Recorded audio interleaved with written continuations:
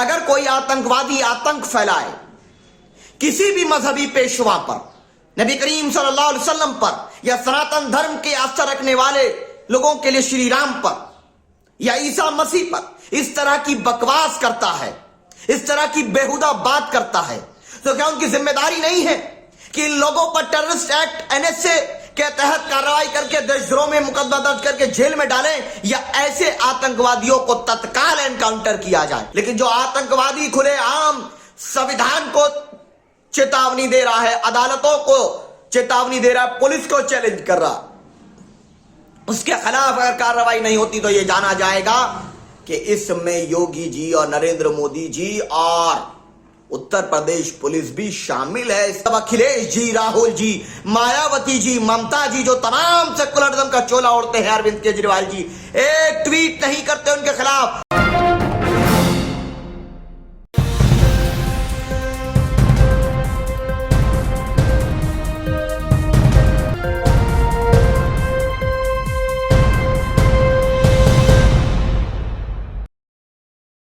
Social media से जानकारी प्राप्त हुई कि यतीनंद नाम का एक आतंकवादी, जिसके जेर निगरानी आसिफ नाम के बच्चे के साथ पानी को लेकर अत्याचार हुआ था, वो प्रॉफेट मोहम्मद सल्लल्लाहु अलैहि वसल्लम की शान में गुस्ताखी कर रहा है, बकवास कर रहा है। मैं सवाल उन लोगों से पूछना चाहता हूं जो देश के सेकुलरिज्म की बात करते हैं और जो संविधान की रक्षा की जिम्मेदारी, लोकतंत्र की रक्षा की जिम्मेदारी जिन लोगों पर है। अगर कोई आतंकवादी आतंक फैलाए किसी भी मजहबी पेशवा पर, नबी करीम सल्लल्लाहु अलैहि वसल्लम पर या सनातन धर्म के आस्था रखने वाले लोगों के लिए श्री राम पर या ईसा मसीह पर इस तरह की बकवास करता है, इस तरह की बेहुदा बात करता है, तो क्या उनकी जिम्मेदारी नहीं है कि इन लोगों पर टेररिस्ट एक्ट एनएसए के तहत कार्रवाई करके देशद्रोह में मुकदमा दर्ज करके जेल में डालें, या ऐसे आतंकवादियों को तत्काल एनकाउंटर किया जाए? यह जिम्मेदारी क्या उत्तर प्रदेश पुलिस की नहीं बनती है कि उत्तर प्रदेश पुलिस माननीय डीजीपी ऐसे आतंकवादियों को गिरफ्तार करे और देश को नफरत की आग में झुलसने से रोक सके, देश को गृह युद्ध की तरफ बढ़ने से रोक सके, जो धार्मिक पेशवाओं को बुरा भला कहते हैं और आर्टिकल 25 की धज्जियां उड़ाते हैं और इनको अदालतों पर विश्वास नहीं, कानून पर विश्वास नहीं। लेकिन अफसोस तो तब होता है जब अखिलेश जी, राहुल जी, मायावती जी, ममता जी, जो तमाम सेकुलरिज्म का चोला ओढ़ते हैं, अरविंद केजरीवाल जी एक ट्वीट नहीं करते उनके खिलाफ। आपको बता दूं, उसने वो बकवास जो की है वो दिल्ली के एक प्रेस क्लब में की है, जहां से पार्लियामेंट 1.5 किलोमीटर दूर है। कहां चले गए वो तमाम कानून के जानकार, कहां चले गए संविधान के रक्षक? सुप्रीम कोर्ट की दूरी वहां से मात्र 1 किलोमीटर दूर है, जहां बैठ करके वो प्रॉफेट मोहम्मद सल्लल्लाहु अलैहि वसल्लम, और हमारा अकीदा यह है, हमारा रिलीजियस बिलीफ यह है कि जो गुस्ताखे रसूल है वो वलदुल हराम है, और पूरी दुनिया का वजूद अगर कायम है तो प्रॉफेट मोहम्मद सल्लल्लाहु अलैहि वसल्लम की वजह से है। अगर प्रॉफेट मोहम्मद सल्लल्लाहु अलैहि वसल्लम का वजूद अल्लाह को कायम में न लाना होता तो न कोई इंसान होता, न पहाड़ होते, न दरिया होता, न दुनिया होती, न कायनात होती। हमारा रिलीजियस बिलीफ है, और मुसलमान नबी करीम सल्लल्लाहु अलैहि वसल्लम की शान के लिए जान भी कुर्बान कर सकता है।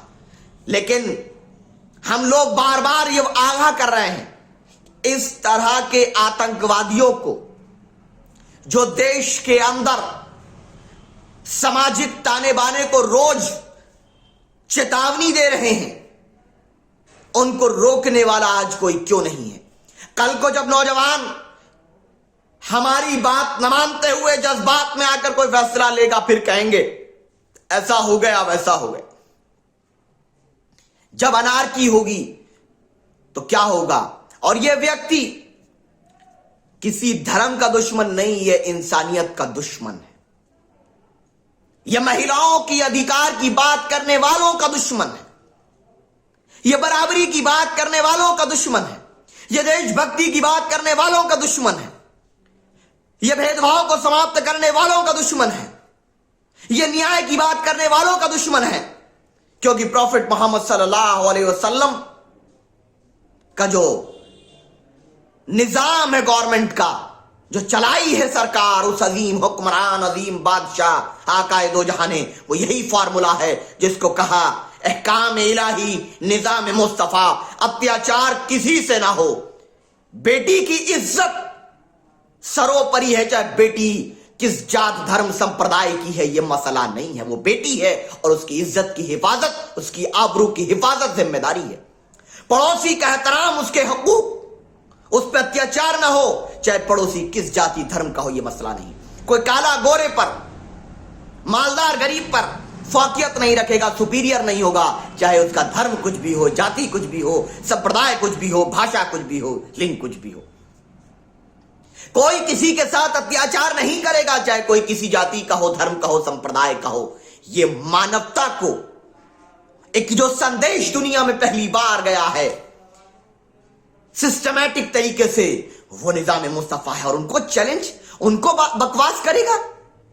और अफसोस कि सब खामोश, लेकिन हम परवाह करते हैं हिंदुस्तान की यकजहती की, हिंदुस्तान के अंदर अमन की, हिंदुस्तान के अंदर आतंकवादियों के सफाई की, हिंदुस्तान के को सुपर पावर बनाने की। क्या प्रॉफेट मोहम्मद सल्लल्लाहु अलैहि वसल्लम, जिनकी वजह से पूरी दुनिया का वजूद कायम है, क्या उनकी शान में गुस्ताखी करके इंडिया सुपर पावर बनेगा? हरगिज नहीं बनेगा। इंडिया सुपर पावर बनेगा तो उनके फॉर्मूले पर चल के बनेगा। और इंशाल्लाह, जैसा कहा हमारे अध्यक्ष जी ने, कि हम लोग अहकाम इलाही निजाम मुस्तफा का राज कायम करके संपूर्ण मानवता के साथ न्याय करेंगे। और एक बार फिर हम स्पष्ट कर दें कि Ghaziabad police, Delhi police, DGP साहब, मुख्यमंत्री जी और नरेंद्र मोदी जी और तमाम वो सेकुलरिज्म की झूठा नकाब डालने वाले अखिलेश जी, केजरीवाल जी, मायावती जी, प्रियंका जी, राहुल जी, ममता जी और भी जितने जी है, तेजस्वी जी, बताओ, आपके मुंह में दही जम चुकी है, आपकी जबान पे ताला लग चुका है कि मोहसिन इंसानियत, दुनिया का अजीम लीडर, वो लीडर जिसने भेदभाव को समाप्त किया दुनिया से, जिसने देशभक्ति का फॉर्मूला दुनिया को बताया, जिसने अत्याचार को समाप्त करके न्याय की विचारधारा को स्थापित किया, जिसने बेटियों के सम्मान, महिलाओं के सम्मान का वो क्राइटेरिया तय किया कि बेटी है तब भी बाप के लिए जन्नत, मां है तो बेटे के लिए, बीवी है तो शौहर के लिए, बहन है तो भाई के लिए, ये क्राइटेरिया, ये फॉर्मूला तय किया, औरतों के एहतराम का, इज्जत का उनको अधिकार दिए, उनके लिए एक शब्द सेकुलरिज्म के लिए नहीं बोले। आर्टिकल 25 क्या कहता है? Freedom of religion. लेकिन आर्टिकल 19 का मतलब यह नहीं कि कुछ भी बोलो।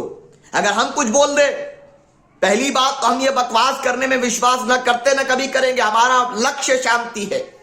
लेकिन अगर 1% कोई हम बोल देते तो अपन मुकदमा दर्ज करके जेल डाल देते और बोले ये आतंकवादी है। लेकिन जो आतंकवादी खुले आम संविधान को चेतावनी दे रहा है, अदालतों को चेतावनी दे रहा है, पुलिस को चैलेंज कर रहा, उसके खिलाफ अगर कार्रवाई नहीं होती तो यह जाना जाएगा कि इसमें योगी जी और नरेंद्र मोदी जी और उत्तर प्रदेश पुलिस भी शामिल है। इसका समर्थन डायरेक्टली और इनडायरेक्टली कर रही है। अगर इस पे कार्रवाई नहीं होती है तो बार बार मैंने उत्तर प्रदेश पुलिस को टैग किया और प्रयास यही है कि ऐसे व्यक्ति, मैं ये नहीं कह रहा कि सिर्फ उस पर कार्रवाई हो जो इस्लाम पर टिप्पणी करे, नहीं, मैं कह रहा हूं कि अगर कोई श्री राम पर भी टिप्पणी करता है वो भी दुश्मन है, क्योंकि दोनों के दोनों एक विचारधारा के हैं।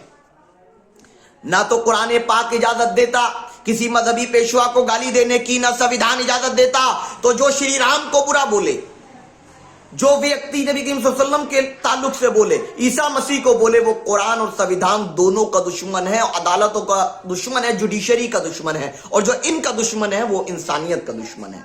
ये तमाम इश्यूज को आपको रेज करना होगा, आपको वेकअप होना पड़ेगा और इसको इक्वल रेस्पॉन्सिबिलिटी मानना पड़ेगा कि इस मुद्दे को उठाना हर धर्म, हर जाति, हर समाज की जिम्मेदारी है। अगर आप अपने देश से सच्चा प्रेम करते हैं, आपको यह मुद्दा उठाना चाहिए। अगर देश को सुपर पावर बनाना चाहते हैं, देश में तरक्की चाहते हैं, क्योंकि सारी चीजें तहस नहस हो जाएंगी इस तरह की बकवास करने से। ऐसे लोग अगर सर उठाएंगे तो कल कोई श्री राम को कहेगा, कल कोई ईसा मसीह को कहेगा। तो ऐसे जानवरों की समाज में जगह नहीं होनी चाहिए। ऐसे जानवरों का इलाज, ऐसे आतंकवादियों का इलाज सिर्फ सजा हो सकती है।